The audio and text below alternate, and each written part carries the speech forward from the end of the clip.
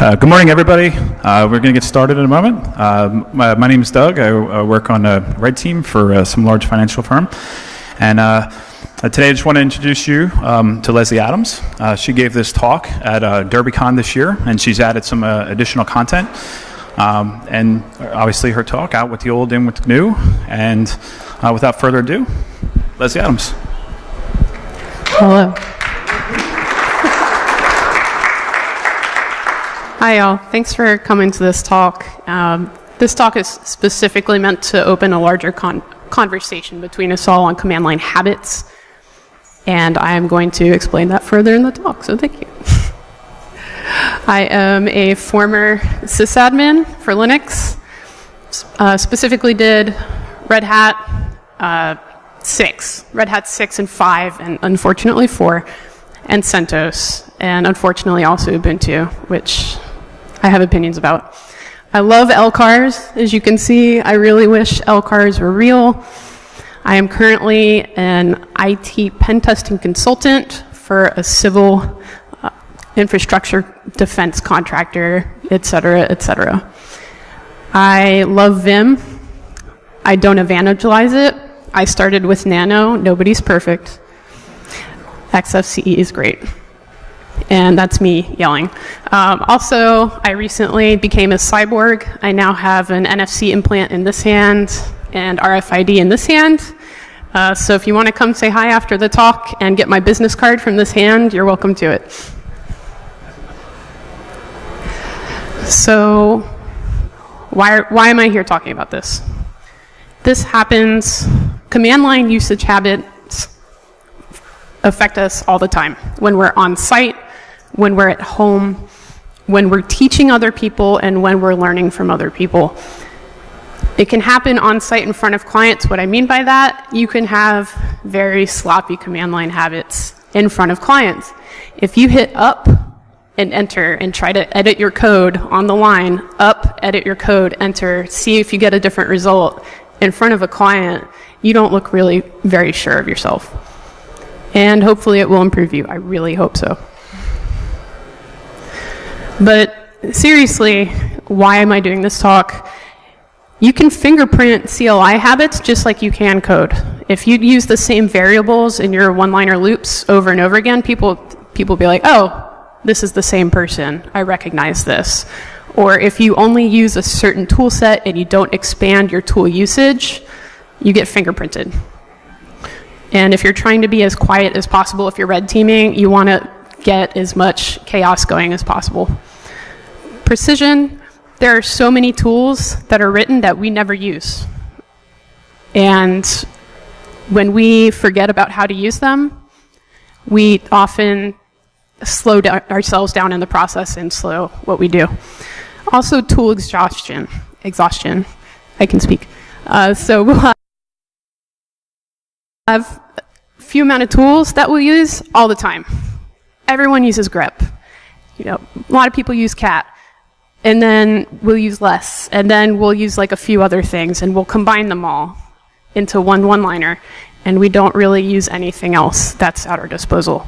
So if we do that, what's the impetus towards making something new and improved? What's the point? Why do we write new tools at that point? So this tree is old. The ENIAC tree. This is the 1970 version. And I know some of you might have seen it, but some of you might not have. This is a lot of branches of distributions of ENIAC and later Unix and what it turns into for BSD. So here's what it gets a little complicated.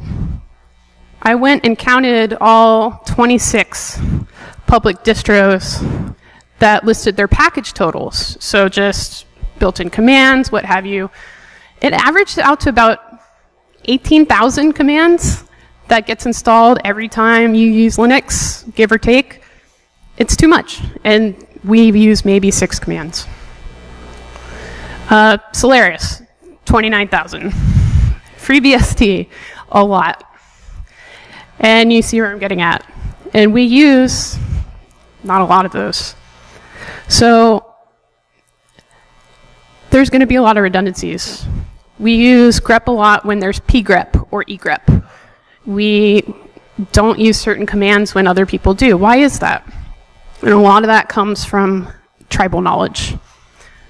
So wherever we learn, it's from somebody else generally. I know that there's the phrase RTFM. How many people actually read the man page now and see what it does? Does the man page tell you how to use it with other commands though? No, not really. So media, books, videos, whenever somebody writes a book or makes a video, they're using their own experience and their own command line habits in that book. So when you learn, you're learning the way they do things. On the job training, same thing. If you're sitting behind someone and shadowing them, you're going to learn what they do. You're going to pick up some of their habits. Classes, mentors, same thing. Social media, people will put their one-liners up on Twitter, and you'll see what they do then, and they're kind of fingerprinting themselves, like, hey, this is how I type. GitHub, same thing. And we'll get into GitHub later. And IRC. IRC, back in the day, people would just say, again, RTFM. But a lot of the people in our industry are new to the industry. They're not going to have the time, and it's really discouraging to tell someone to RTFM now. So, mentor them as best as you can with commands. For message boards, LO Stack Exchange, please don't run the things on there without reading them first. So for classes, are they formal, informal? A lot of formal classes will look at the most common tools that are used for the specific job that you're doing. How often does that get updated though? And how often are your trainers updated on new commands? So what are we doing on the command line? Whoops.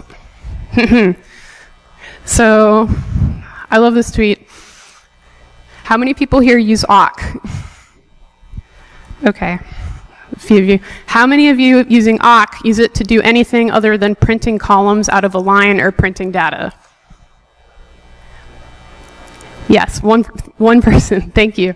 So awk is a data-driven language, just like Perl. But when we use it on the command line, we use it to print. Where did you learn it? You probably learned it from somebody else. Like say, hey, I want to print this. Oh, well, you can use awk. Here you go. And so now you're printing columns, and you're using awk only very superficially when it's actually pretty powerful. Another thing, pipes. There are pipes everywhere. Every one-liner I've looked at as an admin, and even now as a pen tester, I see tons of pipes. I see commands repeated. And we're going to go through some of these. And I have anonymized the sources of some of them. So, for example, we have printf, and then sorting, and then cutting it, and then using a find again with a regex type for awk, and then regex, but he's also using dot star star, so it's extremely greedy regex. We've got a cat to NCL. It's just, there's a lot of unnecessary commands here. Even more. We have a grep going into another grep, going into an awk to print out non-brace expansion columns in what is one of the longest prints I've ever seen. We've got inode usage, which a lot of that is printing stuff for you. Who are you copying and pasting it to? It's, if you know what the command does, you don't need to print it. It actually adds I/O. More, we have print, sort, unique, sort, head, awk. We just use the commands we know and iterate them over and over again. Maybe using a different flag, but we don't use all the flags. We don't use all the commands. We're getting a little narrow-minded here as command line folks. And I will say, nobody gave me PowerShell examples. And I'm kind of curious why that is. One of my colleagues gave me one, and there were pipes, but it made sense. It's like, okay, it's redirecting output to the next line. Okay, but so if anyone has PowerShell examples like this, please let me know, and I'll add them to the talk. But everyone who volunteered kind of just like shied away and didn't give me any after a bit. But, you know, it kind of begs the question, is it because redirectors in Unix are just more prevalent, and that's why we don't see it in PowerShell? But don't have examples, can't tell you. So just more examples. Here, this is one of my favorites. For I, and automatically you're fingerprinting somebody if their variable is I all the time. For I in sequence 1 to 800, they are checking all non-defunct PHP procs, and if it's over 60, it's going to kill them, but it's also going to cat the load average to show you how effective this is every time between 1 to 800, and then it's going to sleep for 1, but then it's going to kill them. So the gist of that is we are doing that on a really busy server that's about to die. Why do you need to know the load average and how effective it is every time you kill a proc? You are just causing more problems on the server. As security people, we run commands, and we don't necessarily think about how it affects the server itself. We're just like, oh, this is a target. This is whitelisted. This is in scope. Doesn't matter. It's not blacklisted. I can topple it over. Doesn't matter what I run. So when you're trying to be silent on an engagement, if you're red teaming, what you type matters. The way that you type it matters. A lot of us use tools like Metasploit. That's fine. That's not going to get you everywhere. You do use command line at times. What we type affects the server. So you're not going to look up exploit information on the same network that you're trying to attack. Why are you also going to leave a noisy CLI footprint? Yeah, you can clean it up, but there's going to be other indicators to show that you've been on the server. And I'll go through those now. So if you're running a one-liner and you're not quite sure how it's affecting the server, time is a really good indicator. So we've got an example. I'm just using grep for the word and out of a Vim docs file, and I'm counting how many lines are in it, piping it to wctacl. Same amount both times. Using grep with the C flag, it's slightly faster. So there's a lot of flags that we don't use. And I'll go through a couple of examples later on, but a lot of our commands have redundancies that we just don't use, and every time you pipe it, it adds a little more time to execute, a little more time.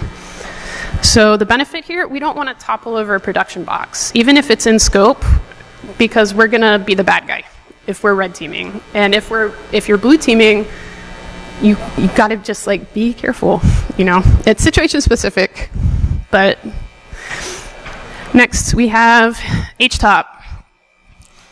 So htop is really nice. Please don't run it on a server that is really low powered. It actually does use up quite a bit of resources. From here, you can actually see if the commands are niced on the third column. So nicing makes them higher or lower priority for the server to actually execute and to use resources for. So your negative numbers are going to be lower priority, or sorry, highest priority, and positive numbers are lower priority. So here, default to 0, it's just going to do everything at the same time.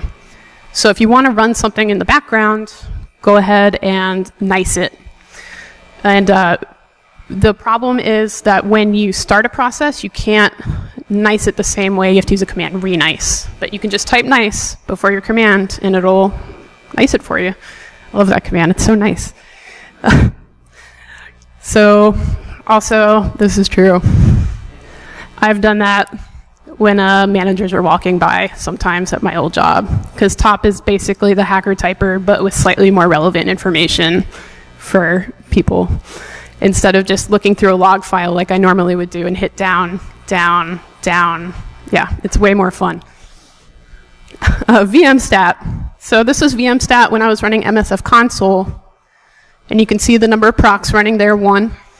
And just taking a system snapshot, and you can see how much CPU I/O is done just by one command. So what I used to do was run this in Screen, and Screen is great for running things in the background, and just see how what I'm doing affects the server. Because, like I said, a lot of us run Metasploit and then wait for shells. And finally, one of my favorites, strace, or dtrust on BSD. So this shows all system calls for anything that is running on the server. You can attach it to a process. If it's a little more handy to me than looking at PCAPs. Sure, PCAPs are all network driven. This is going to show you what it's connecting to and when, and exactly what file is using the call to connect to what. The bad thing is it's extremely verbose. Please do not just leave this running in your terminal. Just pipe it to standard out or pipe it to less. I usually pipe it to less. So the other good thing about strace, you can use it to detect botnets that love to fork procs. And this happened a lot when I was coming across Zeus. So it would make a proc and then fork. And so the proc number changed, so my strace just didn't work anymore. But there are flags that will actually follow each forked process for you. So really, we want to start reviewing the commands we use all the time, our tool set. A lot of people I know, I used to do this, just put all our one-liners in a text file, just all of them, and then we could just copy-paste as we need them. That's good, but you got to check on what you're typing. Maybe there's a better way to type it. So review any of those ways to consolidate them. You can use GitHub gists. I actually really like those. Please be smart about that. Please don't put sensitive information in your GitHub gists. Please, please, please. And know what your command line inputs do. So how can we do better at this?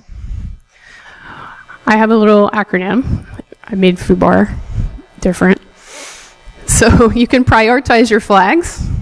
So for example, sort TACU is the exact same as sort pipe to unique, but it's going to be slightly faster, easier load on the server. And these things really add up. Utility usage. Make sure if you're using aliases, be really careful. Aliases also need to be updated just like one-liners you're going to use on a system. So brace expansion, or AKA curly boys. Please, please, it's a lot easier to read for yourself, and it's a lot easier for the next person on the command line to see what you did. It's just, please don't do that. Please don't put variable 1, variable 2, variable 3. It's so much easier to use brace expansion. Account for server resources. Is your box a Conroe, just like a 2-core box, or is it beefy? Does it have, like, are you going against a cracking rig? Do you have anything else running against it in the background? Is there anyone else on the server? You really need to take these into account. It might seem like a very quick server, but just check memory. Check disk space. Maybe you're outputting something to a log and you're about to fill up the partition. Just be mindful of that. And finally, review any new peer tools that are out. I know that Twitter, specifically, people will update GitHub and they'll say, hey, check out this tool I did on GitHub. Go look at it just to see what they use for commands, especially if they're doing maybe inputting bash into it. Go check it out, or ZSH. See exactly what's being typed. How are they doing it? And that's kind of going back to the tribal knowledge. Tribal knowledge isn't bad, but it can be harmful if we don't improve how we use what's available to us. For example, I had a colleague that didn't know that pgrep existed. They just used grep with a capital P flag, what have you, or egrep, or they would instead use grep tac-o. There's a lot of commands now that take over for flags and older commands, And one of the big problems with all the commands that we get is that we don't there's no obsolescence of commands. We don't take them out once something is better that's written. We just leave them in there. And that's why we get up to the 13,000, 16,000 amount of tools that we saw earlier. So some of the information that we can get, I personally like to look at anything that's changed. I'll do a ctime check in user bin or user sbin, specifically after a kernel update, just to see what tools were updated. If you look in there, some of them haven't been updated in years. And so we have to ask ourselves, why are we still using tools that haven't been updated in years? Has there actually been anything that's been written that's better, that's more efficient? And a lot of times, there isn't. And some of the problems with that are we don't have granular searches for a lot of tools that we have on the server. You can install apropos, which is up here, and say apropos firewall, and it'll look for tools that affect the firewall in some way based on the description. But if you don't have it installed, you're not going to know about it unless you start searching repo. And this becomes a bigger problem because you can't look for, hey, what new tools came in the repo recently? There's not a good source for that. Man resource searches for BSD and Linux don't provide complementary information for other tools. So man pages tell you how to use your tool that you're using right now, but they don't tell you how that tool works in conjunction with another tool. They don't tell you that, hey, maybe don't use this on this kind of server. It's very, there's no context. So they'll give you examples, but not in a greater sense. So there are a lot of the problems that we have here, and why I'm giving this talk, is that we have too many tools. We don't use them. And when we use them, we're using them in a way that affects the server that we don't really take into account. So going back to Metasploit, you can actually see how it affects the server. I'm trying to be a patron for the server here, like, please don't hurt the server. The server needs to give you information. Don't kill it. You know, be gentle, be nice it. So eventually, we go back to foobar. Yes, all the over. There we go. Pardon me. So that's a lot that I have. I really wanted to open this up to questions and discussion because I've looked for a long time and there is no great way right now to say, hey, these new tools have been updated. There's a newsletter. Like, there's no newsletter or digest that comes out. You just update your kernel and use the same tool that you're using, or somebody will write a tool, but they won't use new commands in it. I'm saying. So thanks, y'all, and anonymous donors of your one-liners also. But any questions so far? Yep. Hang on a second. Do you have like any stories of where using the wrong commands has like made a big difference? Yeah, you said the wrong commands? Or like non-optimal commands? Okay. I had when I was an admin, there was another admin on staff that was working graveyard. They couldn't get the control panel to work. So instead of fixing PHP, they RPM removed PHP. They removed PHP from the whole server. Okay. And then left a ticket note with a 0-byte stat of user bin PHP and left for the day.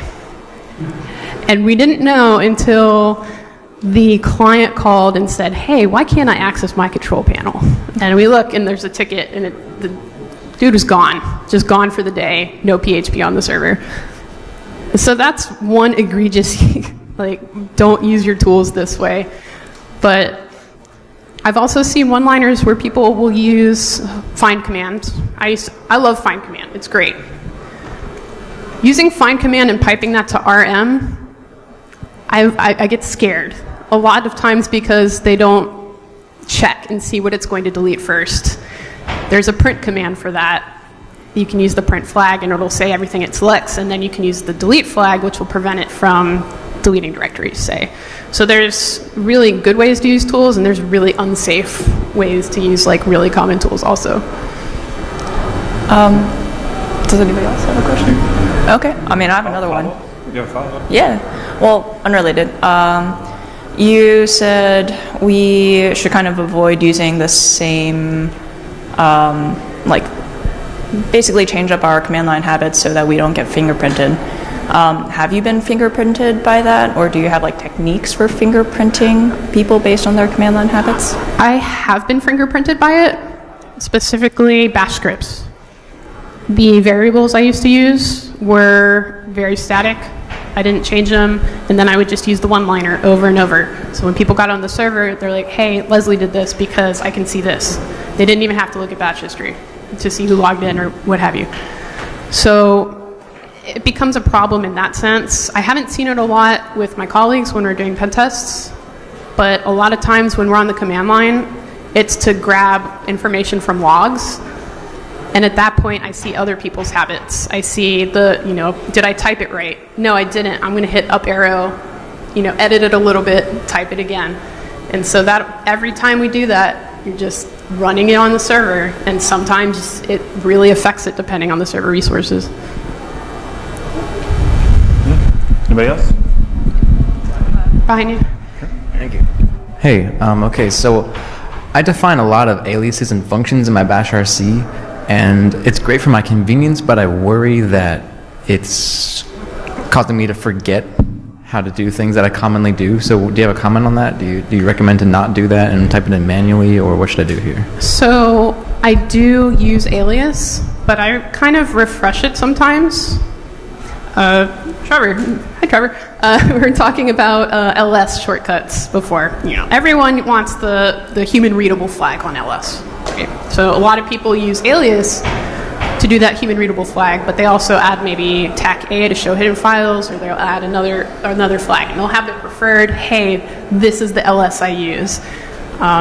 Same as process checking. People have their own BSD or Linux-based flags they'll use to show the process tree, and they don't do anything else. There's going to be some reason you need to use it differently.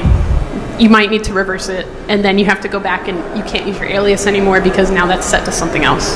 So I like having flags at times aliased, but they're not for every use case. There's no way they can be. So I would just check it like every now and then. I'm not going to give you a time frame to be like check it every week, check it every day, but just go back and refresh yourself on it, because maybe you learned something new and you want to actually update it. Any other questions?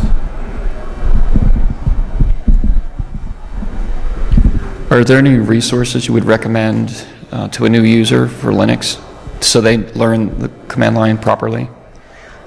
This one is really hard because a lot of Linux tutorials online are very similar, and you're getting the user experience of whoever wrote it, right? If they're learning it from someone else online, they're going to use the same thing. And this is one of the bigger problems. A lot of Linux resources online just don't update ever. They'll write it and then they'll set it. And you'll see a page from like 2003 with the commands, and it's still up. And nobody touches it. And everyone still goes to it, and it's still getting site traffic, and it's still up there. Yeah, it's relevant, but we can make it better. We can do a little better on it, so... Yeah. I mean, you're welcome to ask me. Please ask me all your Linux flag questions. I don't mind at all. But yeah, honestly, online resources, they're good. They're a good starting place. And this is part of the problem. There isn't another resource hub, and maybe I should make this and then cry every night for ways to improve your bash foo, your ZSH foo. Just to make it more efficient on the server and you. Maybe I need to make this resource. Any other questions?